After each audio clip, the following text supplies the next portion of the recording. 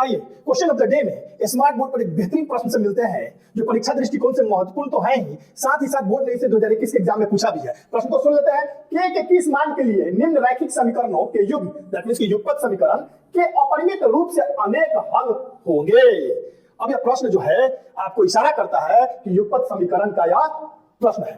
तो युगपत समीकरण का सामान्य रूप क्या होता है? a1x + b1y + c1 = 0 and a2x + b2y + c2 = 0। दिए गए समीकरण को हम तुलना कराते हैं युगपत समीकरण के सामान्य रूप से और पाते हैं कि यहाँ पर a1 b1 c1 a2 b2 c2 का मान कितना है। तो देखिए यहाँ पर कि यहाँ a1 का वैल्यू कितना हो गया, यहाँ a1 = k, b1 = 3, c1 = -k-3। Clear है? a2 = 12, b2 = k and c2 = -k। आप जान रहे हैं कि अपरिमित रूप से अनेक हल होने के लिए जो शर्त होता है वो क्या है? a1 / a2 = b1 / b2 = c1 / c2। Value को हम पुट करते हैं तो रिजल्ट हमारे पास है। क्या है यहाँ पर कि k / 12 = 3 / k -k - 3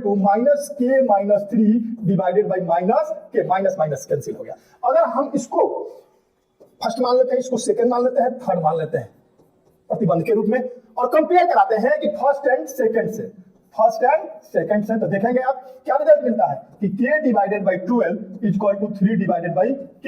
cross multiplication करिएगा तो k² = 36। स्क्वायर हटेगा तो रूट चलेगा, लेकिन किसमें है तब +-6 हो गया। कोई दिक्कत है? अब सेकंड कंडीशन क्या कहता है कि फ्रॉम सेकंड एंड थर्ड से क्या हमारा था 3 / k = k - 3 / k। Cross multiplication अब कराएंगे, क्या रिजल्ट मिलेगा हमारा? तो रिजल्ट होगा कि k² - 3k = 3k। एक तरफ भेजिए, क्या रिजल्ट मिला था? k² = 6k। फिर इसको साइड करिए लेफ्ट साइड में, तो k² - 6k = 0। कॉमन लेंगे आप तो k × k - 6 = क्या हो जाएगा? 0। बारी बारी से इस टर्म को 0 के बराबर करते हैं, इसलिए k का रिजल्ट क्या हमको मिलेगा? 0 एंड 6। आप देखेंगे दोनों प्रतिबंधों में k = 6 जो है कॉमन है। यहां भी +6 है एंड -6 है और यहां भी 6 है। दोनों प्रतिबंधों में k का मान 6 जो है दिए गए समीकरण को संतुष्ट करता है, इसलिए अंतिम उत्तर k = 6 होगा, जो समीकरण को अंतिम रूप से अपरिमित रूप से अनेक हल को दर्शाएगा।